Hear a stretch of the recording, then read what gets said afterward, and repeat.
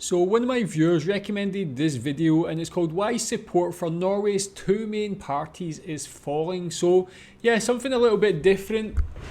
Learning about the political scene in Norway, something I know pretty much nothing about, honestly. So that's always my favourite thing to do, is learn about things I don't really know much about. So interested to see this.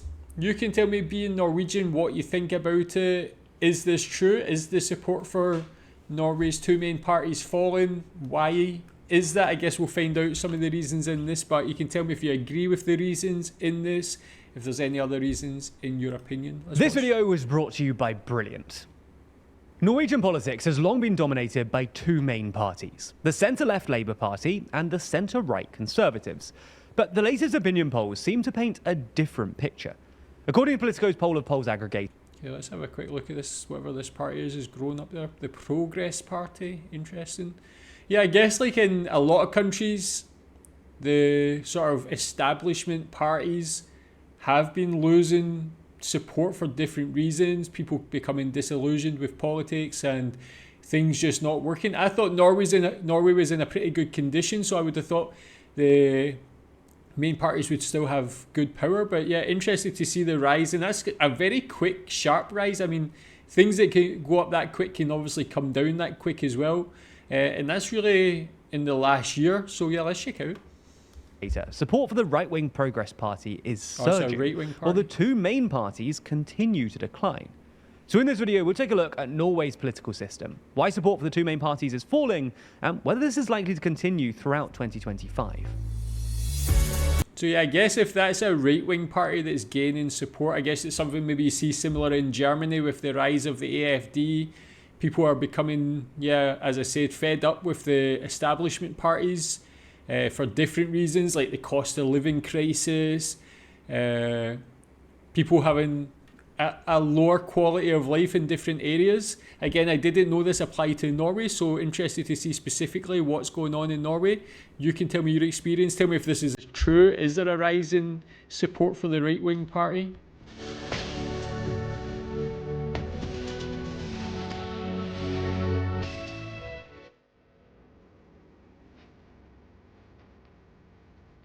Never miss an episode and always feel in the loop by subscribing and ringing the bell. First though, let's start by explaining Norway's political system. Norway's political system is a multi-party system divided into two main blocks, which we'll get into later. And proportional representation is then used to elect the 169 members of parliament, the Stortinget. Now, those two things combined normally leads to coalition governments. To be specific, before national elections, political parties nominate a list of candidates at membership meetings in each of Norway's electoral counties, or fylke. Each fylke elects a number of parliamentary representatives, with the exact number determined by the fylke's geographical area and population.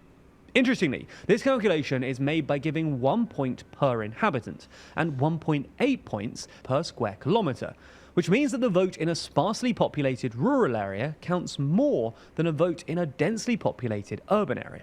Proponents of this weighting argue that Yeah, you can tell me what you think about that system as well.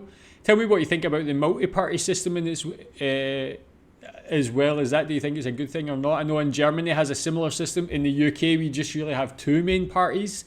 There is some other parties, but they just don't really have a chance normally. There is a growing support for a right-wing party there, which is Reform, a relatively new party over the last couple of years. So it's just something you see in a lot of countries. I think immigration has been a big key talking point and something that's led to the rise in these parties, with traditional parties not doing anything about it. Maybe that's a similar thing. But I thought Norway never really had that problem. I'm not too sure. Urban area. But tell me what you think about this system and people in more rural areas having more of a vote. Proponents of this weighting argue that it's a good thing for areas further from the central administration to have more representation, while critics say it's unfair to effectively give rural voters more electoral sway. Anyway, once the votes are counted... Yeah, I don't know why they would give them more sway. Surely everybody should be equal. I don't know. That's my uneducated thought. Once the votes are counted, seats are then allocated based on the party's vote share. We should also explain one other peculiarity of Scandinavian politics, which is the two-block system. And this system is unique to Norway, Sweden, and Denmark, and combines the direct accountability of a two-party system with the plurality of a multi-party system. What this means is that political parties are split into a left-wing, red bloc, containing the Social Democrats, Socialists, and Greens, and a right-wing, blue bloc, containing the Liberals, Neoliberals, and Conservatives. Yeah, again, the thing with the multi-party system is, yeah, there's a lot of parties. Like, you're still picking one side or the other. You're either going towards the right or going towards the left. But within that, how do you choose between each of these? Are you voting for one side or the other? Are you voting specifically for a party? And how much power does each party actually have if you have to basically join up and go join up with other parties as well? But the other thing you need to know about Norwegian politics is that it's long been dominated by the Labour Party.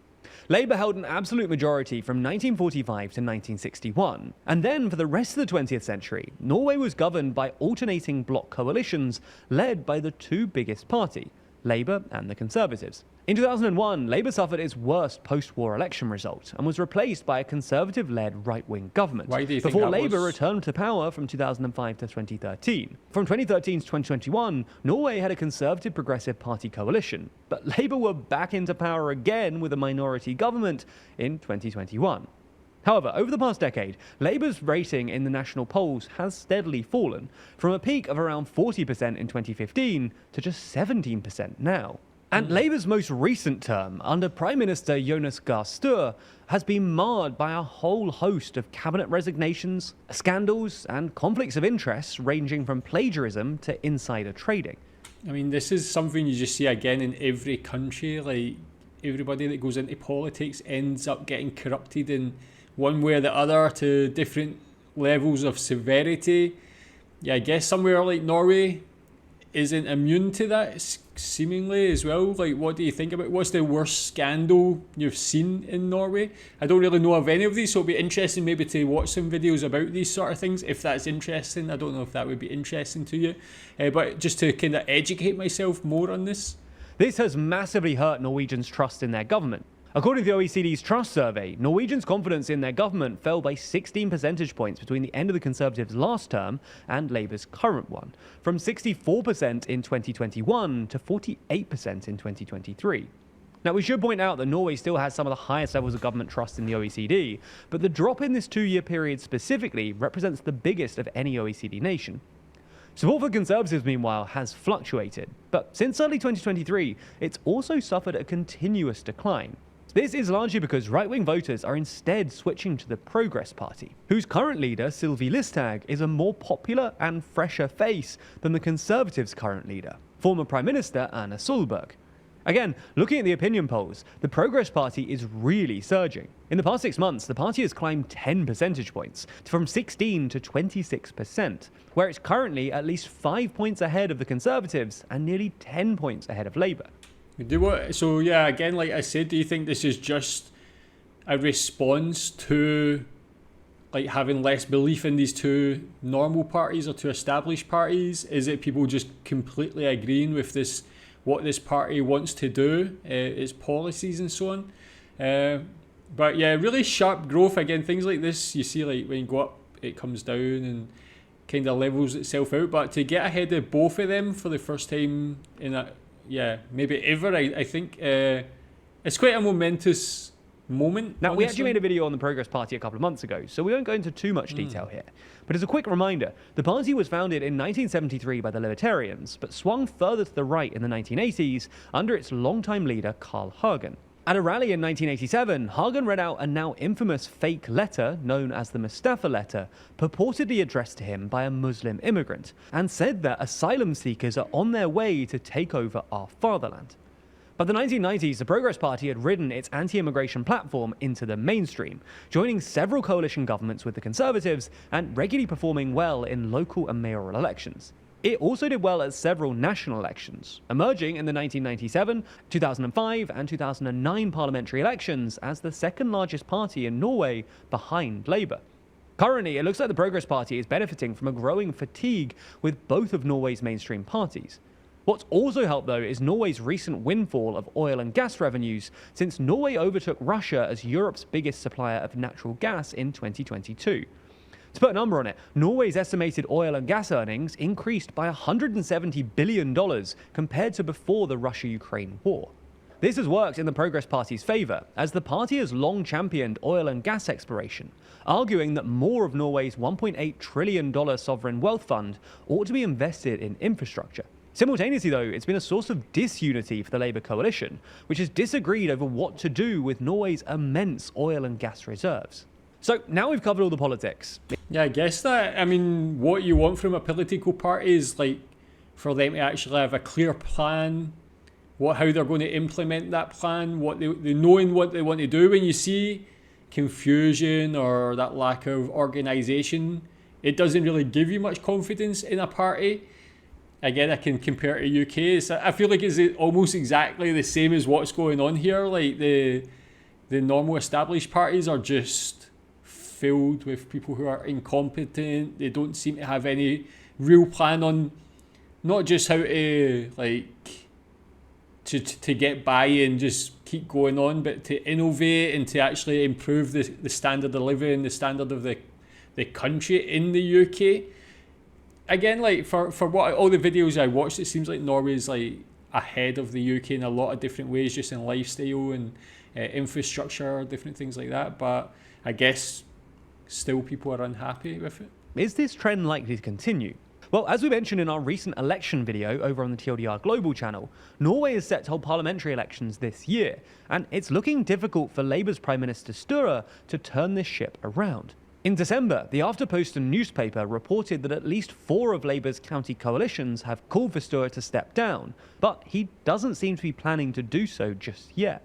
In fact, in October, he insisted that it's fully possible for Labour to win the election, although their current strategy seems to involve copying some of the Progress Party's economic policies, such as lower wealth taxes for most people, more housing support for younger people who flocked to the Progress Party in last year's local elections, and raising public spending from the country's sovereign wealth fund.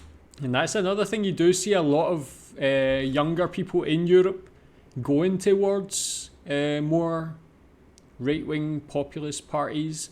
I guess a lot of young people these days are feeling like they're not got good prospects. And I mean, it's like, I think there's a lot of studies done to show that this generation of young people are in a worse off position for the first time than their parents and things like that. So you can see people are becoming, are wanting bigger decisions. They're wanting to make more stronger changes in government to try and combat that, I guess.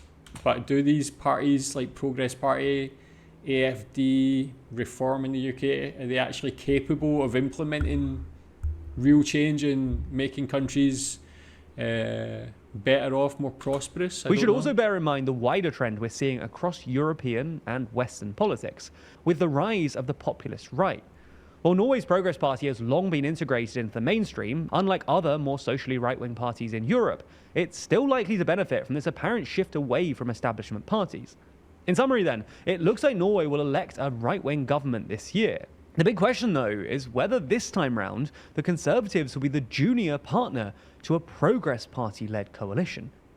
There's a lot of difficult decisions necessary here, and making huge decisions, especially quickly, is difficult, even for world leaders. The good thing is that brilliant is where you learn by doing, with thousands of interactive lessons in maths, data, programming, and AI. Okay, interesting. So yeah, that's given me a little insight into the current situation in Norwegian politics. So yeah, just something like a trend that we've seen in other countries in Europe and other countries as well, of course. But yeah, I'm interested to learn more, of course, maybe about the history of these political parties, more about the upcoming election, the candidates and so on. So if there's any other good videos along those lines, please recommend them. And even the other one they had there about the Progress Party, would it be worth watching that video, do you think?